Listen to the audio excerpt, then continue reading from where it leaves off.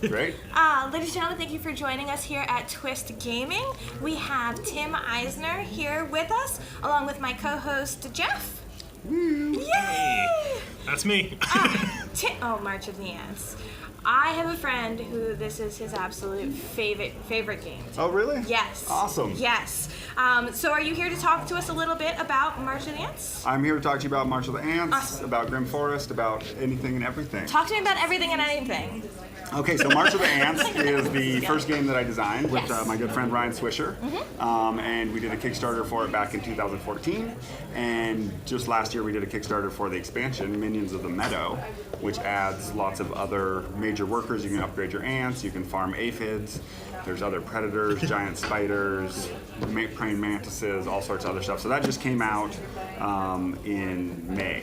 Just got the retail release, so just Very finished cool. all the sort of international shipping, all the nitty-gritty of the Kickstarter fulfillment, and so very excited to just be playing this with people, showing people, and Where did the idea come from to do a game about ants? okay, so my good friend Ryan Swisher, who's my co-designer, Okay. he did an art show. He did the art, most of the art for the game, the original game, and he did an art show about ants, like back in 2004, and he did a bunch of research about ants and just got way into like the different cool things that ants do. And so then he would just talk to me about it nonstop and be like, oh, there's these ants that harvest funguses, and then they harvest leaves, and the funguses break down the leaves, and they do. And he's like, it's pretty much equivalent to Bronze Age society because they farm, they build structures, they do all this collaborative work, and so then I started getting into making games, and I was trying to get somebody to get on board with me to help me out. And so I was like, hey, how about an ant game? You know, what No, this ant fanatic. I got this ant fanatic. He's weird like me. Let me get it. And since it had the civilization sort of theme, it was like, oh, this is a cool, like, sort of 4X building a civilization, exploring out, but in the realm of ants. So That's very, very cool. Well, the game has done very well. I've heard all about it. I've heard a lot of buzz about it.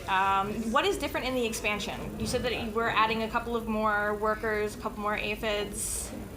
yes, so there's a Any couple. new core mechanic changes or anything? So the core mechanics are in the base set. You have your basic ants, and then you upgrade your head and thorax and abdomen with different evolutions, and so you're specializing all of your ants in this way. But they're all the ants that you have on the board are the same. They have the same specializations. So in the expansion, you have major workers, which are larger ants, and you can have two of them, which get special powers based on how evolved your ants are. If you have more evolved heads, they can push other ants out of their places. If their thoraxes are more developed, they can scout and explore more hexes at a time. So it just gives you a little more ability to like specialize in different zones. And the aphids are kind of a farming mechanic where ants actually like take care of aphids, and they'll take them back into their nests in the wintertime and like bring them back out in the spring. And so this, you're collecting aphids, you're herding them around, protecting them from the other ants, and it just gives a little bit more board building that you can do. That's like you're building up your structures on the board and what you can work with there.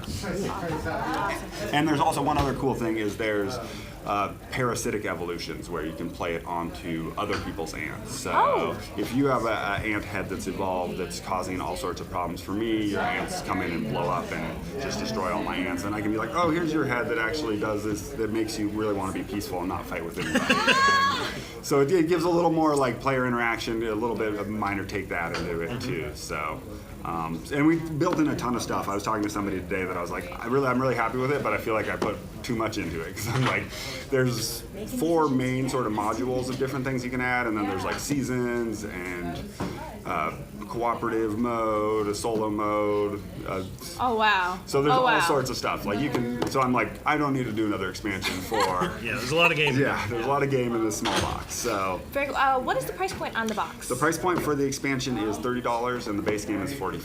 Okay. So yeah, we tried to keep it really reasonable and just And how do you get your hands on the game? The game's available on our website at weirdcitygames.com, Okay. and also should be in your local retailers. And if not, just ask them for it, and we'll get it out there. Sounds Yeah, that's definitely the best way to get a game into your store is to make them campaign for it with their distributor. Oh yeah, definitely need to And it helps. It helps the publisher. create that pull through it. So yeah, so I've been doing some events and trying to build up the buzz, and get word out. Yeah. Congratulations on your success with Grimm Forest. Thank you. The Thank you. game was absolutely awesome. We really enjoyed having you come on and play with us. I really enjoyed winning. I enjoyed you winning too. I was pretty. that was sort of team effort. I felt like, you know, won. We all won, and you all won. All the viewers won too. I feel like it was a. Everyone else there Twitch, lost. everyone else they lost. Matt and Josh, they lost. Yeah, it's been amazing. It's been fantastic. That like partnering up with James Hudson and Druid City Games really just like that was a design. That was actually the first design I ever started working on, and it was, you know, I've been in development for a long time, and he came in and had the vision and helped, you know, bring the world to life, and his team and just built it together, collaborated, and just like. And he was saying that even after we had the opportunity to show the game off, that you had even gone back and made sure to refine the game even further. Yes. So the game is even, I mean, it's a great game, so it's even better than it originally was. And he's looking to have fulfillment on the Kickstarter before Christmas? That's what he says, and I believe him. That guy gets stuff done. So I am excited. Yeah, it's supposedly, you know, hopefully November, December. We'll see. I mean, I'm not. I'll let him do the talking on that. You know? Are you guys thinking of doing any more work down that line? Yeah, we've definitely been talking with some expansion ideas for that. Still sort of in the like early stages, but got some fun, exciting mechanics that we're thinking about. And so probably, you know, a little bit, you know, give it a little bit of time to rest. Last 2 months I've been pretty much Grimm Forest. You know, it's the Kickstarter was so successful, so many people are gonna get to play it. I already love it, but I wanted to make sure it's like as tight as it can be. So gonna let it rest for like a month or two, and then really start getting into like working out that the expansion. Awesome. Sounds good. Yeah. Anything else that you'd like to make sure our viewers know? Just I'm really happy to be here with you for Twist Gaming, Twitch Gaming, and yeah, check out March of the Ants if you have not already. And Grimm Forest is coming out in hopefully before Christmas. And thank you so much for having me. Awesome. Thank you much, Tim. Appreciate it. Thank you. Yeah, thank you.